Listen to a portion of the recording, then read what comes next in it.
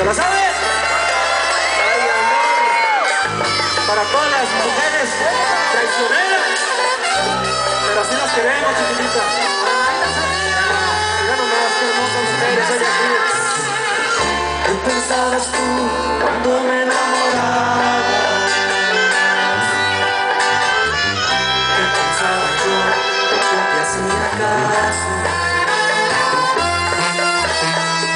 Es inteligente más que yo sin duda. Nunca imaginé que estuvieras jugando. Más bien un poquito de maldad en tus ojos me fuiste enredando. Sabe cómo loco la vida las canto sobre las mentiras. Me percaté que tú serás mi ruina.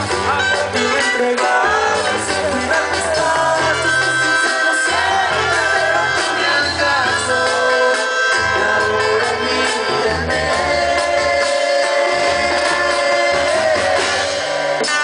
Aquí hecho pedazos.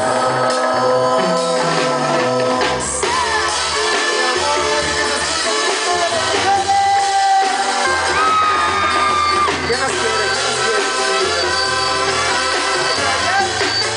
Yo pensaba que me dejarías con las ganas de venir a las ganas. Pero no, chiquitita, aquí estamos.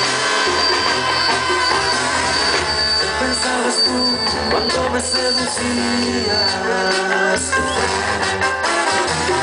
¿Qué pensaba yo cuando te correspondía? Al principio fuiste dulce como el agua, siempre complaciente, todo me lo daba. Yo visualizaba mi vida contigo, muchos años, siempre estaba unidos, pero ahora nada tiene sentido. Por lo pronto llevo cargando en mis ojos todos los recuerdos que tú me has dejado, porque sigo profundamente enamorado. No estoy nada bien. ¿Se la saben?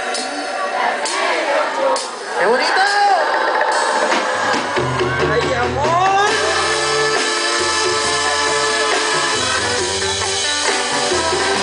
Muchas gracias por venir esta noche. Por primera vez aquí, su amigo Horacio Palencia en Tlaxcala. Gracias por su reconocimiento. Muchísimas gracias. Saludos a toda la gente ahí atrás que se está divirtiendo también. Saludos a todos los compas. Y a seguir disfrutando de esta noche.